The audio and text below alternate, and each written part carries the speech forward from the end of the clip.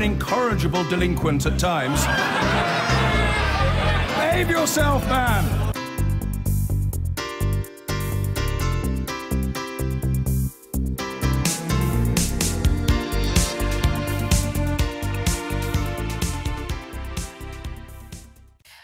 Well, as we heard earlier, the Labour leader has clashed over where the party stands on the Prime Minister's call for Britain to join airstrikes against Islamic State militants in Syria.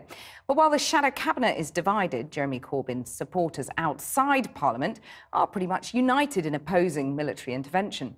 Our political correspondent Michael Crick joins us now from Chiswick in West London, where the newly formed Corbyn pressure group Momentum is holding its first local meeting.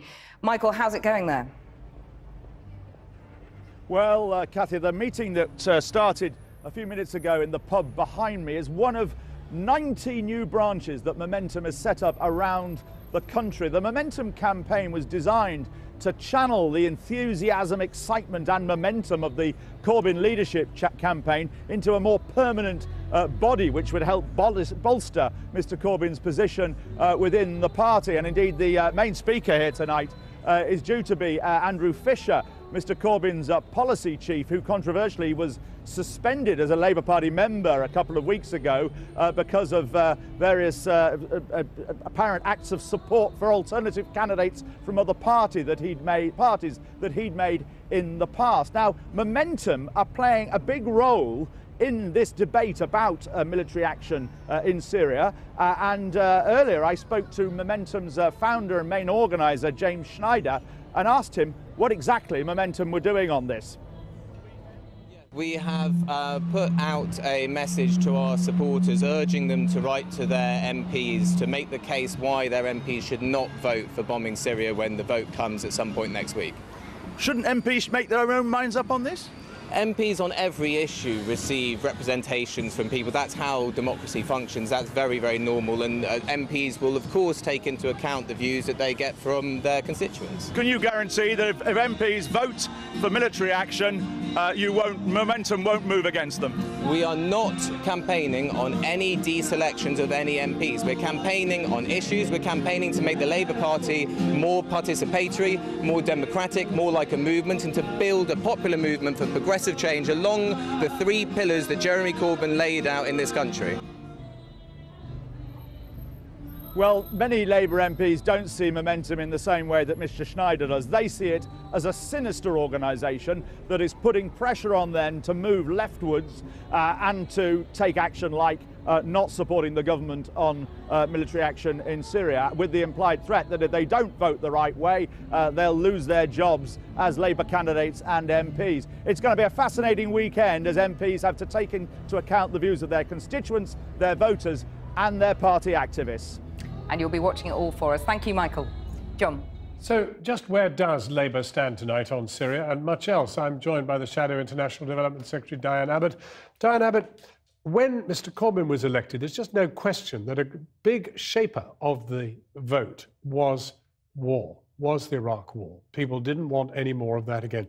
And yet, basically, that momentum, and it's now called some kind of that in a pressure group there, that momentum is not carried through into the Commons. There's no evidence of any cohesive or coherent view by Labour against the war. Well, Jeremy has put out a letter, I think. Yeah, which we've read out tonight. Setting out his view. You'll find that most Labour Party members, 70%, are against bombing Syria, but there are a group of Labour MPs in Parliament who seem to have been persuaded by David Cameron. But they've got the weekend to talk to their constituents, their families, their friends, and we reach a final decision on Monday. But you could argue that actually your leader hasn't done enough to try to persuade the people, the MPs in Parliament, and apparently tonight in the shadow cabinet, he all but sat there and simply listened, and that was it. No, he started out by setting out his position. And then we went round the table and people said what they thought. There's more that unites us than divides us. We all agree the most important thing is to keep the British people safe.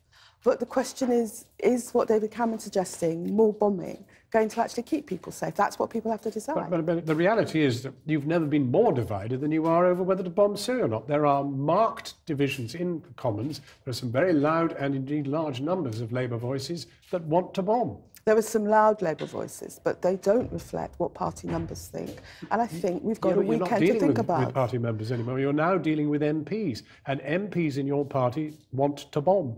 Yes, but I believe that they need to examine what Cameron is talking about and also whether it actually fits with the Labour policy we passed at conference. Why should half a dozen British bombers, whatever it is, joining in the bombing efforts in Syria in a slightly debatable, it's debatable whether the UN resolution makes that legal. Why should that alter anything when the Americans have been bombing for a year? But if you're saying that you've got 4 people only in the shadow cabinet who are with Mr. Corbyn without question, for the rest, they're all for bombing.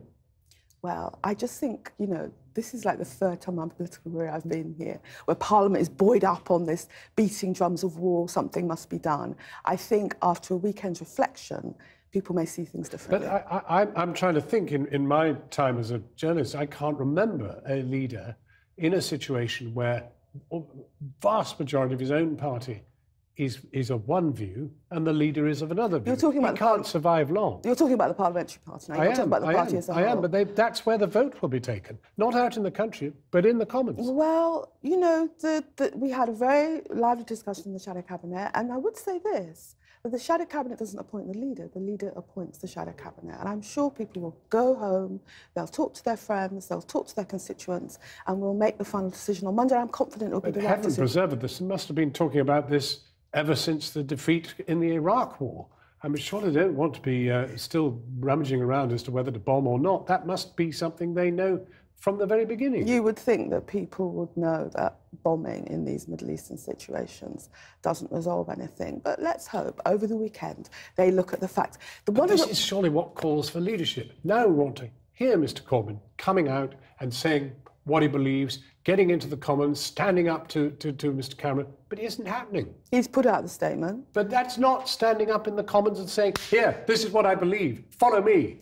I think you will find he will do this. You cannot, in my opinion, vote to put other women's children in harm's way as soldiers, airmen, airwomen. You cannot vote to put British troops in harm's way without hearing a clear position from the leader of the Labour Party. What disciplinary actions can he pursue if the Shadow Cabinet do not follow his leadership? It's not a question of discipline, but it is a question of he is the one with the electoral mandate. He appoints the Shadow Cabinet, not the other way around. But that's a perfectly fair point. But what happens, therefore, if the people who didn't win that mandate, those MPs, those members of the Shadow Cabinet, do not follow his leadership? What will their consequence be? Will they be sacked from the Shadow Cabinet? I can't speak on that, but I know what view party members will take if MPs ignore the views of people at the grassroots and try and take this issue to the brink. Diane Abbott, thank you very much indeed for coming in. I've been getting